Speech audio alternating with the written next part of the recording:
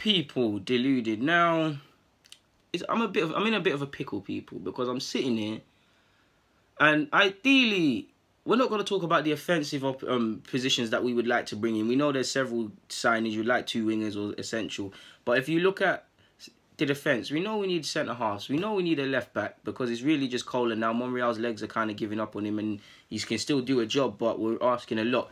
Right back, we know we need 2 sets of fullbacks, and we've said it. We can't bring it all in. Oh, but you get the point, innit, people? Apologies. Do we bring in a fullback? Now, I say a right back because initially, I believe you need a right back. I know Jenkinson's there and Lichtsteiner is there. If we're honest, Jenkinson really at the age he needs to move on and play consistent football. Lichtsteiner's declining. I'd be amazed if we keep him for another year because really and truly beyond being an influence off the field, he clearly can't help us offensively, or at least defensively or offensively, or just on the football field. So that puts up a conundrum. Do you bring in a fullback? Now, many people are saying we don't need 2 first-choice fullbacks, and I get it. Arsenal fans, we're very peculiar about game time and things. But by the same token, I do believe genuinely, if you need to aspire to have 2 elite players or 2 good players, it's probably excluding the keeper in each position. Obviously, you can't have 2 elite keepers. You couldn't have De Gea and Oblak in the same team, because when you can keep swapping them game in, game out, but they're gonna get frustrated. If United, assuming they signed Oblak and had both, if United then get to the Champions League final, which one plays, which one doesn't? The one that doesn't is gonna become disheartened. Do you get it, people? So excluding the keeper, I believe competition brings out the best, because I look at my Norseman days or my days as a Sunday League footballer. I've told you, Darren, our coach, we had a team of 2 players essentially for every position. I played left back and right back, so you've got to imagine the competition. I wanted to play. I didn't know about anyone else, but I was not coming training twice a week and playing matches to not play football. So you get it. So I knew I had to put in all that work, or I might not start. Don't get it twisted, not to big myself up, but you can ask my coach himself. I was the best right back. They called me tall man for a reason, even though I was short. So I won the battle, but I knew I'd be out of the team if my performance levels dropped. So that brings out the best. You need competition, and that's a great logic to have. I mean, probably City don't have it to a degree, but out of everybody, it's probably City. They've got 2 players essentially of decent level to each position, essentially. Probably the fullbacks where it's not really making sense, but do you get it, people? So do we bring in a right back? Because if I look at it now, we're not going to bring one in January, but we're betting on a lot. We've been knowing this. Bellerin's been very consistent for us both in terms of this season and just being fit. It's been very underestimated how in an Arsenal team, more or less, he was always in the team. This year, I don't know what's up with what's been happening, but he's had some injuries and obviously just returned from an injury before, sadly, the Chelsea one happened. When things like this happen, who plays? Now, Maitland-Niles is not a fullback. I personally, you can never rule out where someone ends up long term. He said he wants to be a winger. I believe he's a central midfielder. He's getting games at fullback. He's not a fullback currently, but you can't rule him out because football's a funny game. You can't rule out that would be his position. But if we're honest, he gives us a lot offensively, probably better than Bellerin to a degree, even though Bellerin's got assists. But he shows his frailness defensively. He's not a fullback, so he's not necessarily switched on. You saw for the goal, I think Lingard scored. Mustafi made a meal of it, but he's failing to track back. He's playing people on side. He's not following runners. He's unaware of runners behind him. He's not a fullback, so naturally he's not going to think of this. So it's down to the coach, and I have to question Emre. Are you working added with him, telling him areas he needs to be and not be, and in terms of positioning to help him? I don't think that's the case, but that's one way of looking at it. By the other token of looking at it, now Bellerin is not in the side, people.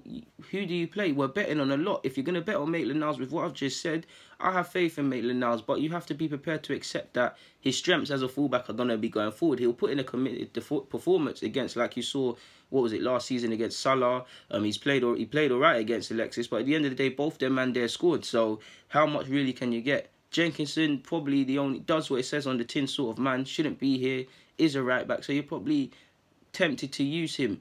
Lichtsteiner, he's in the squad, so you might as well use him, but again, he's not at it. So do we bring in a fullback, people? I say do we because it sounds like a no-brainer, but for me, people, I'm thinking of Vontae Daley-Campbell. Now, a lot of people love Vontae Daley-Campbell, no more so than me, But I do think people get run away with hype and things like that. I think he's going to be a good fullback. He's 17. I do believe this season, if he was presented with chances, he'll hold his own. But you need to be patient. Do I think he's necessarily ready to play week in, week out in the Premier League? I don't think so. I think he's got the ability and it's all there. But the next step for Vontae is the positioning, is being sharper, is being calculated, like you see him with Maitland-Niles. Vontae Daley-Campbell's got that, but you can never underestimate how quickly things happen at football. And he's still playing academy level, so he'll need time to adjust. He's a very good defender. He can play at left back. That's not him, but he can do a job. He's a good right back. He used to be a winger at the club. So when I found that out, it was no surprise how good he is going forward offensively. Defensively, he does what it says on the tin, man. He means it when he tackles. I really like him. Obviously, the contexts are different, but if you look at his performance to Bellerin's against Callum Hudson-Odoi, Vontae did better. But Vontae, what have I said, people? He needs time. He needs scope. I do believe, maybe not this season. I think he can get chances this season, but I do think next season is the one I want to see him in the Cagliari. But if he still is at this club, to be honest with you, because his contract. But next season is where I want to see him involved in cup competition. I want to see it now, but training consistently with the opposition. Not the opposition, with the first team, because I believe in him. I feel he just needs to. Like I've said it before, probably the biggest thing is probably giving fouls in key areas and maybe improving in heading. He's only going to get there if someone's going to work with him. He turns 18 in April, so I believe next season is the year to blood him and stuff, because at Arsenal, we don't have too many. We have a lot of prospects, a lot of great kids. I say Saka, I say Amici, John Jules, all of these players, but Trey Coyle, but the four names I've just said, Malcolm Oluwabi, under 16, going to be under 18 next year. These are all wingers and attacking players. We don't have too many good defensive prospects that come through the club. We know we had 17-year-old, 18-year-old Tony Adams, but we don't have that now. So I believe Vontae Daley-Campbell is one of the most underrated youth players at this club, and it gives me pride that a club that's not really producing defensive talents has got their very own one. But we need to keep the pathway. So if we was to sign one in January now, I don't know, say 27, 28-year-old, and then with Bellerin, is the pathway clear from Vontae Daley-Campbell? You'd probably say no, because then you're presented with about three options. The fullback you just brought in, you either sell him, you either loan out Vontae Daley-Campbell for a year or two and let him develop and things, and then bring him back in. But I don't really want that. I want the pathway to kind of be clear for him. It's a conundrum because, like I said, I sound like a hypocrite because I immediately at first team level, there's no right back essentially, or the right backs that are available aren't fits for the job. So I want to see a fullback come in, but at the same time, I want the pathway clear. I want patience. I want people to leave the guy alone to develop, but I do want a pathway clear for him because I do believe definitely next season he should be getting first team appearances or minutes or traveling with the squad or training or just accelerating his development because again, he's got a long way to go, but the talent's there, man. Like, he's a real defender, like real defender. And I've spoken before in a previous vid, if he was to get put in the team, I think he would hold his own because he can deal with pressure.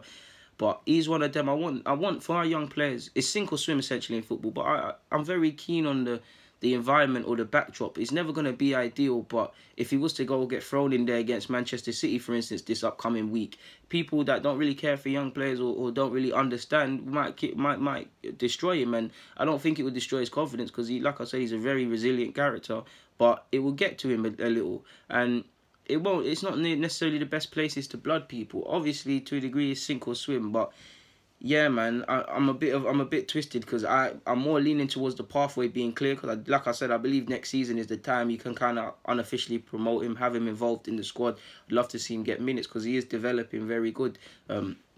Nice to see in the behind closed doors friendly. He actually got 45 minutes at under 23s level. Can't understand how he's not consistently at under 23s level, but those in the club probably know more than me. So, yeah, man, like it's a bit of a conundrum, really, people, but on that note, I'm going to get out of here. So, people, DG, stay safe, stay deluded. I'm out.